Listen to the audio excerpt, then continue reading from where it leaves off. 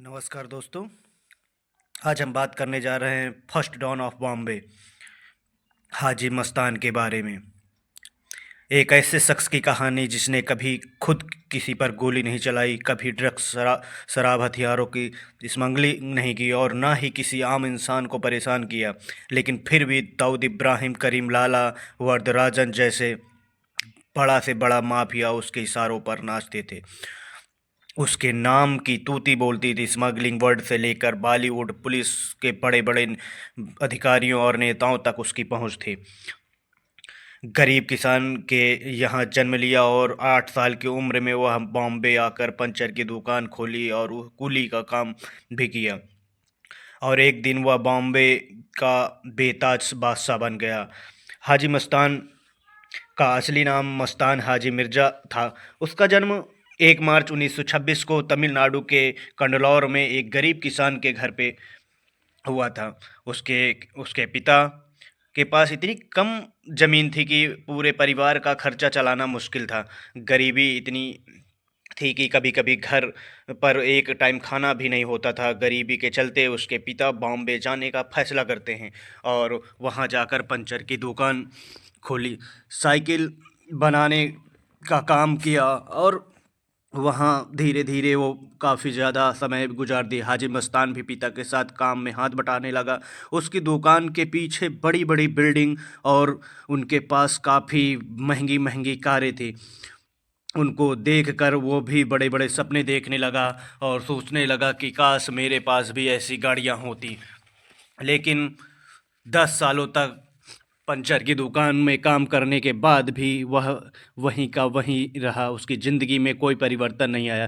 फिर एक दिन उसके एक दोस्त ने कहा, तू हमारे साथ पोर्ट पर चला कर, वहाँ कुली का काम करते हैं। और हाजी मस्तान को ये लगा कि चलो चलते हैं। हाजी मस्तान ने कुली कुली का काम शुरू कर दिया। जहाँ वहाँ ज़्यादा कमाई होती, पहले तो हाजी मस्तान ने मना किया लेकिन फिर तैयार हो गया और वहीं काम करने लगा। धीरे धीरे उसकी कुछ बड़े लोगों से पहचान बन गई, लेकिन इसके साथ ही दुश्मनी भी बढ़ने लगी। उन दिनों शेर खां नाम का एक गुंडा कुलियों को परेशान करता था और हफ्ता वसूलता था। जो हफ्ता नहीं देता था वह उसको मारता था, पिटवाता था और हफ्ता वसूलता था। एक दिन हाजी मस्तान से उसका सामना हुआ। उस दिन सभी कुली एक साथ मिलकर शेर खां व उसके आदमियों को जमकर मारपीट की और उसको मारकर भगा दिया। शेर खां इसके बाद दोबारा कभी उस पोर्ट पर नज़र नहीं आया। यहीं से उसके बॉम्बे के डॉन बनने की कहानी शुरू होती है। सभी कुली हाजी मस्तान को अपना बॉस मानने लगते हैं।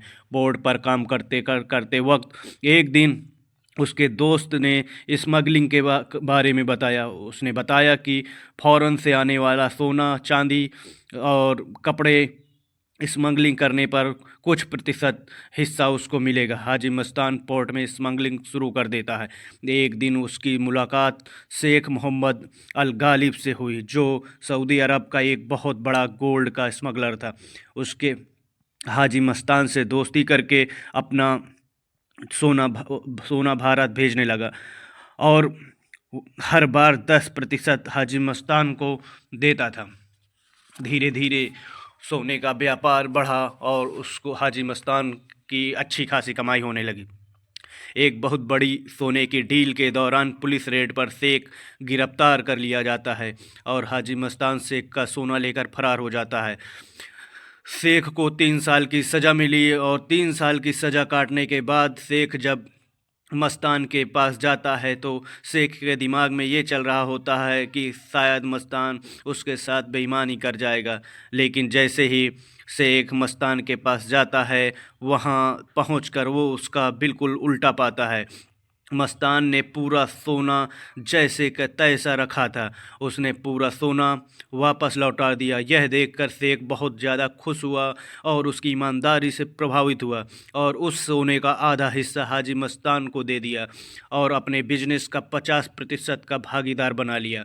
यहीं से उसका नाम अंडरवर्ल्ड की दुनिया में धीरे धीरे जाने जाना लगा और बॉम्बे के गलियों में उसका नाम छाने लगा। 1956 में हाजी मस्तान की मुलाकात दमन के डॉन शुक्र नारायण बखिया से हुई। बखिया अपने भाई राज नारायण के साथ मिलकर बॉम्बे से लेकर दमन तक स्मगलिंग की दुनिया का बेताज बादशाह बना हुआ था। फिर हाजी मस्तान ने बखिया बंधुओं से दोस्ती कर ली और उनके साथ अपना कारोबार बढ़ा लिया। दुबई से आने वाला तस्करी का सोना, चांदी, सोने के बिस्कुट और अन्य सामान वो दमन में आता था, और अदन से आने वाला बॉम्बे पोर्ट में, जहां उसके सुरक्षा और सप्लाई की जिम्मेदारी हाजी मस्तान को रहती थी। कुछ दिनों बाद राज नारायण बखिया की मृत्यु हो जाती है, जिसके बाद दूसरा भाई अकेला पड़ गया और उसने हाजी मस्तान को बॉम्बे का पोर्ट सौंप दिया और उसके साथ अपनी बिजनेस भागीदारी बना ली। बॉम्बे में दो और लोगों का उस समय सिक्का चलता था, एक था वरदराजन और दूसरा था करीम लाला।